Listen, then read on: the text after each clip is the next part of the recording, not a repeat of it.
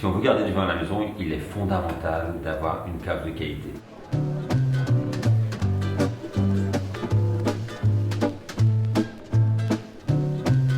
Il y a deux solutions, on va avoir juste une armoire à vin dans son salon. Ça, c'est quand on n'a pas beaucoup de stock. Si on veut garder du vin pour le vieillissement, il faut que la cave soit à une température plutôt fraîche. Il faut que cette température ne varie pas. Il faut ensuite qu'il y ait une belle humidité, on parle de plus de 80%. Au pire, ça abîme un petit peu les étiquettes, de moins en moins de nos jours, mais ça va permettre vraiment de garder le bouchon bien tendu. Le bouchon, c'est du liège, il a besoin, c'est pour ça qu'on allonge les bouteilles de vin, pour que le vin soit en contact avec le bouchon reste bien tendu à l'extérieur dans la cave, donc l'air est également humide. Et donc là, on n'a aucun risque de fuite de vin, de coulure et donc d'entrée d'oxygène.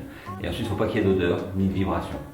Ça, généralement dans les caves, si on les a bien rangés, s'il n'y a pas le sac d'oignons qu'on aura oublié depuis l'été dernier et qui traîne à côté, normalement, il n'y a pas de problème d'odeur. Il ne faut pas qu'il y ait le cube de fioul à côté, voilà. Pas d'odeur, pas de vibration, température mesurée et plutôt fraîche et une belle humidité.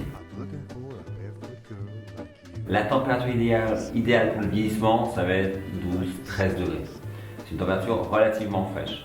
Si on veut également que cette température soit une température de service, si on veut descendre à sa cave pour sortir une bouteille, on peut monter à 14 ou 15, qui vont être des températures où une bouteille de vin rouge finalement ne sera pas si fraîche que ça, qu'une bouteille de vin blanc va pouvoir quand même se consommer tout de suite.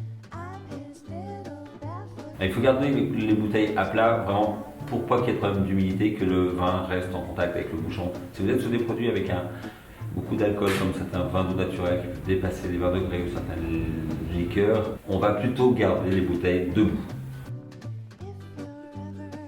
Alors, on peut tenir un cahier si on est très studieux, ce qui n'est pas mon cas. Il faut vraiment les classer quand même par région, par couleur et par région. Donc, quand on va dans sa cave, on dit tiens, aujourd'hui j'ai un ami qui aime bien les Bordeaux, je sens ranger les Bordeaux. Il faut toujours se garder à l'entrée de la cave. Alors on va quand même imaginer qu'une cave un peu souterraine va être d'une température constante de partout. On va garder un petit coin de la cave, plutôt vers l'entrée, où là on va mettre les bouteilles qu'on a besoin de boire un peu vite. On a constaté là qu'on avait oublié un vin qui a une dizaine d'années, ça serait quand même largement temps de le boire. On les rapproche, on se garde un petit casier à l'entrée avec les bouteilles où comme ça on descend un jour à l'improviste, on va piocher dedans pour pas les oublier. La quantité de vin qu'on va avoir dans une cave va vraiment dépendre de sa consommation. Alors on peut avoir très peu de vins différents parce qu'on aime uniquement les vins du Nord-Vallée-du-Rhône, on n'achète que des vins du Nord-Vallée-du-Rhône, on aime ce vigneron sur cette appellation-là, on en a plein et on boit tout le temps la même chose. C'est peut-être dommage. Donc il faut quand même penser à varier les plaisirs. Donc on va acheter selon sa consommation, par 6, par 12, par 3 parfois quand elles sont un peu chères ou rares. Ensuite on va faire attention de ne pas trop acheter. Le calcul est simple. Vous calculez combien de bouteilles de vin vous buvez par an. Pour cela, vous voyez par semaine combien vous en buvez, 2-3 bouteilles, vous avez souvent des amis en moyenne, les semaines où vous n'en buvez pas, les semaines où vous avez du monde, on va dire 150 bouteilles par an. En moyenne, le vin, de nos jours, il ne se garde pas tant que ça. Les vignerons font des vins à boire vite, on a une tendance à boire des vins jeunes, souvent de l'année ou de l'année d'avant, on les boit assez rapidement. Et puis quelques bouteilles qu'on va attendre 5, 8, 10 ans. Vous faites la moyenne entre tout ça, généralement, ça fait environ 3 ans. Vous avez besoin de 150 bouteilles sur 3 ans, il vous faut 450 bouteilles dans votre cave, pas plus. Si vous en achetez trop, vous allez en perdre, c'est dommage. Il vaut mieux en acheter moins, parfois en manquer, parfois aller chez son caviste du quartier, en bas de l'immeuble, il a souvent des bons conseils et il va vous dépanner. Mais ne gaspillez pas du vin en voulant en acheter trop. Une cave, c'est beaucoup d'argent. Selon le budget qu'on y met, mais on n'est pas obligé d'avoir des bouteilles chères.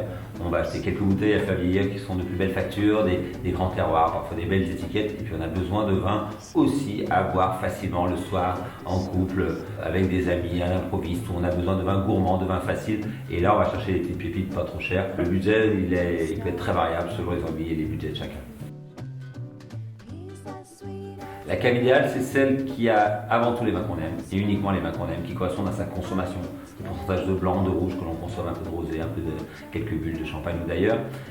Quelques vins de vieillissement, et surtout des vins, si on boit beaucoup de vins jeunes, il nous faut plus de vins jeunes et ne pas acheter que des vins à garder parce que finalement, on ne va pas trouver ce qu'on veut dans sa cave. Donc, trouver un juste équilibre entre sa consommation et le vieillissement qu'on va imposer à ces bouteilles.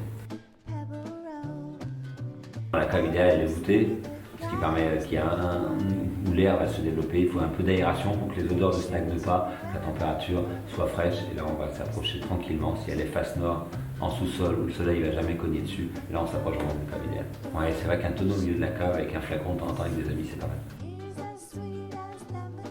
Les digestifs, on va les garder à la cave, tout comme les bouteilles de vin, donc on va garder plutôt debout. Mais oui, bien sûr, on va les garder à la cave parce qu'eux aussi n'aiment pas la lumière, eux aussi on préfère une température fraîche, eux aussi ont souvent des bouchons en liège, pas tout le temps, mais souvent. Et donc on va quand même préférer une ambiance fraîche, humide, au calme, sans lumière, de la cave, c'est bien. Ah, la plus belle référence de ma cave, ça va être j'ai un gros Hermitage 90 qui me tient beaucoup à cœur, c'est un Graillot. Mais voilà, je pense que ça c'est des bouteilles qui ont déjà presque dépassé l'apogée, mais les belles références, c'est des bouteilles qui créent une émotion derrière laquelle on met une histoire.